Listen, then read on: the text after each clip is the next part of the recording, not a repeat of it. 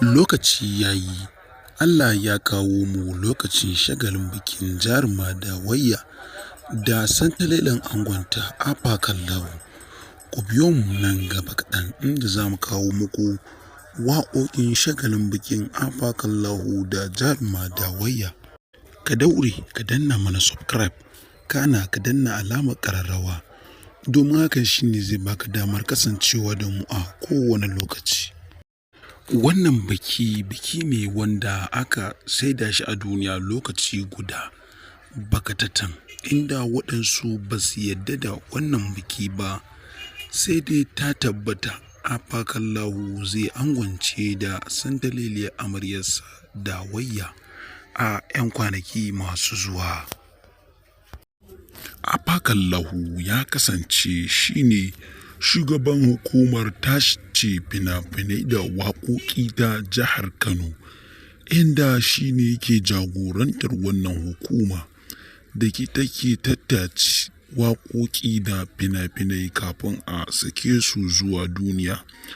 Afakallahu ya daɗe a wannan matsayi tun farkon gwamnatin wannan jam'iyya ta APC yake a matakin wannan shugaba.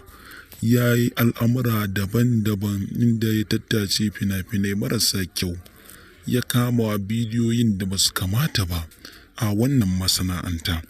Afakallahu yana ba da muhimmiyar gudunmawa gurin tafiyar da al'amuran wannan masana'anta ta Kannywood su tafi daidai yadda ake bukata ba tare da sun saba doka ba ko ƙa'ida. Afakallahu yana ba da muhimmiyar rawa da gudunmawa a gurin sakin fina-finai waɗanda suka yi daidai da shari'ar addinin musulunci. Afakallahu ya cancanci lambar yabo ta musamman.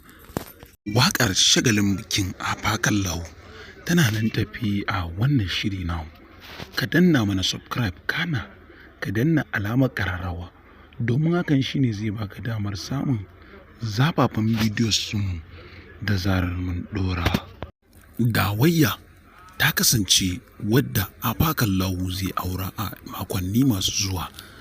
Jaruma dawayya fitacciyar jaruma ce a Kannywood tun farkon Kannywood, wadda take tun farkon masana'antar Kannywood, inda take taka muhimmiyar rawa wurin ci gaba da wannan masana'anta. Jaruma dawayya ta kasance jaruma mai ba da umarni, mai ɗaukan nauyin fina-finan Hausa a masana'antar Kannywood. Kada ka manta ku danna mana subscribe, kana ka danna alamar ƙararrawa.